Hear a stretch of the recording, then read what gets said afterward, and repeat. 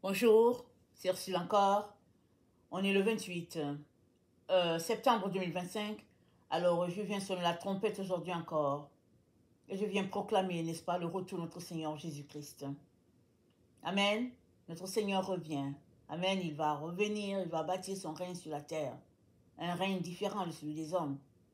Et il nous encourage, n'est-ce pas, à mettre notre vie en règle afin qu'il ne nous trouve pas, n'est-ce pas, égarés à des choses, n'est-ce pas, futiles, mais que nous soyons en train de travailler à nos tâches. Amen. Alors, c'est dit, je t'instruirai, je te montrerai la voie à suivre. On trouve notre texte dans le psaume 32 au verset 8.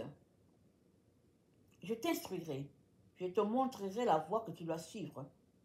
Je te conseillerai, j'aurai le regard sur toi. Amen. Voilà ce que Dieu veut faire pour quiconque lui donne sa vie. Il revient, n'est-ce pas? Alors, d'accord, certains peuvent penser que c'est juste l'utopie. D'autres peuvent dire ok, depuis longtemps qu'on l'attend, on ne l'a jamais vu. Et d'autres encore vont dire ok, qu'est-ce que moi j'ai à faire? S'il revient, que devrais-je faire? Alors, Jésus-Christ aimerait d'abord que tu commences par lui donner ta vie. Ça, c'est important. Parce qu'il revient pour ceux-là qui sont les siens. Il ne revient pas pour ses ennemis. Mais ce qu'il aimerait, c'est que ses ennemis puissent être sauvés alors qu'il est en train de venir. Comme ça, il y aura un seul Dieu, un seul sauveur, un seul peuple, n'est-ce pas ça qu'il aimerait? Et si tu lui donnes ta vie aujourd'hui, il te dit qu'il va t'instruire, il va te montrer la voie sûre. Alors, commençons, n'est-ce pas, par lui donner notre vie si on ne l'a pas encore fait. Alors, je t'invite à répéter après moi cette prière, si tu veux, n'est-ce pas, faire de Jésus-Christ ton sauveur et ton maître. Amen. Seigneur Jésus, merci pour le salut que tu m'as donné à travers la mort sur la croix. J'aimerais devenir ton enfant, marcher dans tes voies et être compté parmi les tiens. Aide-moi, Seigneur, à t'accepter dans ma vie et à marcher dans ce que le Père a prescrit. Amen et Amen. Alors, c'est simple, c'est pas la prière, mais c'est une prière parmi tant d'autres. Et si tu as ouvert ta bouche et que tu as confessé cela, tu es un enfant de Dieu. Maintenant, il reste que tu te laisses instruire par le Seigneur. Et c'est là que plusieurs perdent la direction.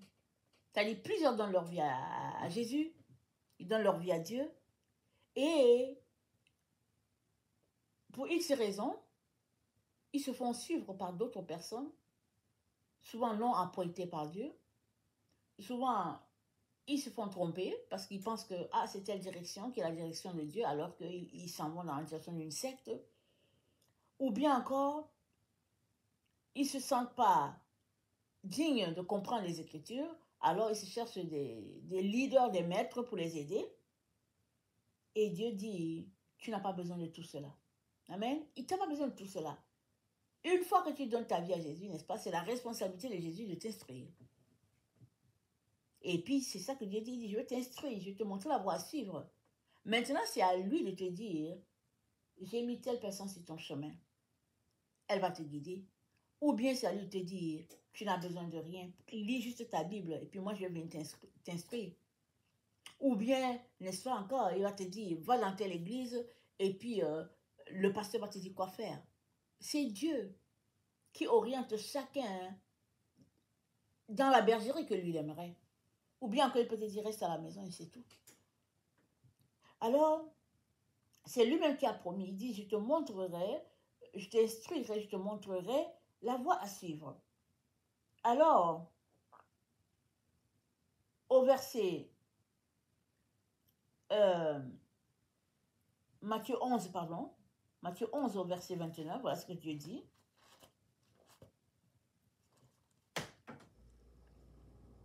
Matthieu 11,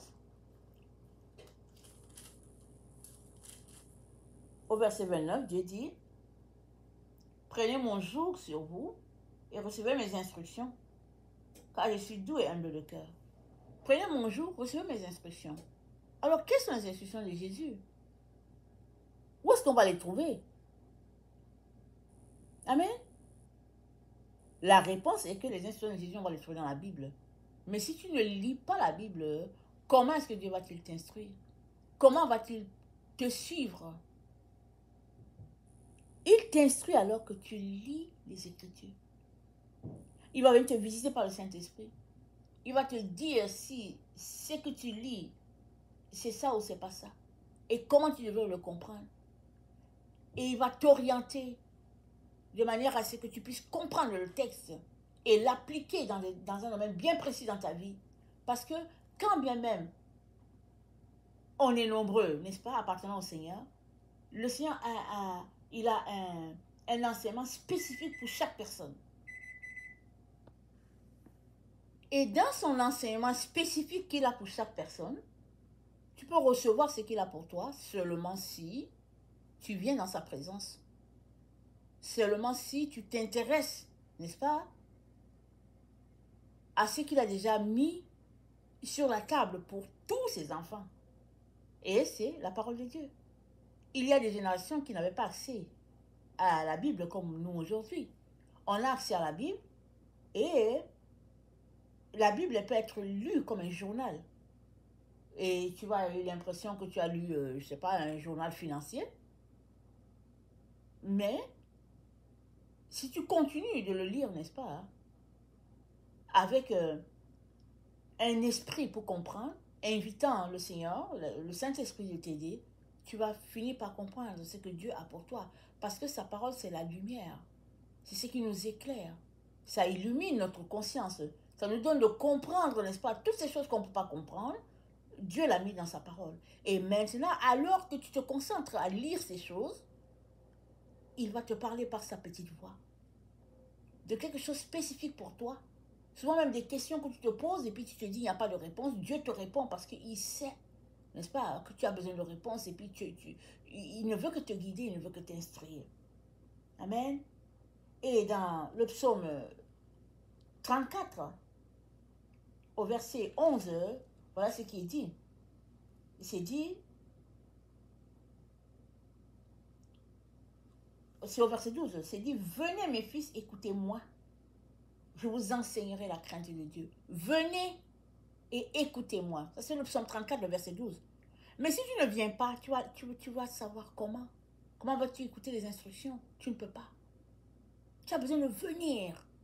Alors que tu viens, il va t'instruire. Amen. Et Jésus-Christ a dit tantôt, dans le Matthieu 11, le verset 29, il a dit, recevez mes instructions, prenez mon joug. Le joug de Jésus, n'est-ce pas? C'est-à-dire son fardeau, il dit c'est léger, ça pèse pas. Ça pèse pas le fait de donner ta vie à Jésus. Et alors que tu prends le chemin de le connaître, il va t'instruire, il va te guider, il va te conduire. Amen. Et dans Jérémie 11, le verset 8,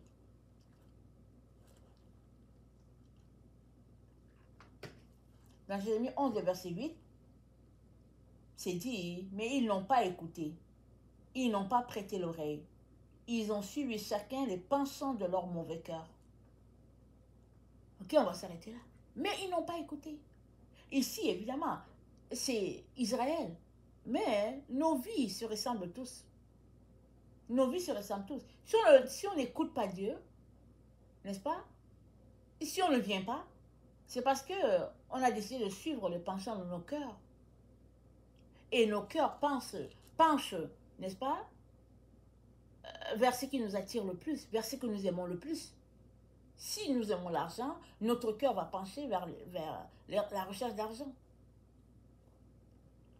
Si nous aimons la gloire, notre cœur va pencher vers la recherche de la gloire. Mais Dieu nous dit, venez, je vais vous instruire, je vais vous montrer la voie, et notre vie sera taillée sur ce que Dieu a prévu pour nous. Amen.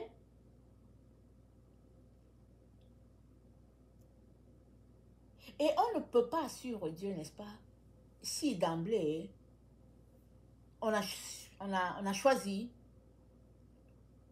l'opposition. On ne peut pas. Parce que il n'y a pas d'opposition chez Dieu. Soit tu es avec lui, soit tu n'es pas avec lui. C'est pas comme dans les partis politiques là, où il y a le parti principal et puis l'autre dit, moi je suis l'opposition. Alors pourquoi opposer? Alors il y a toutes sortes de raisons qui peuvent justifier, n'est-ce pas, que c'est nécessaire, c'est important, et puis, etc. Donc il y a les bienfaits de toutes ces choses-là. Mais devant Dieu, il n'y a pas d'opposition. Il n'y a que l'obéissance. Et comme c'est lui qui a conçu notre monde, il dit, venez, je vous dis quoi faire, afin que votre pied ne soit pas pris dans le filet, afin que vous ne soyez pas égarés. Je vous dis quoi faire.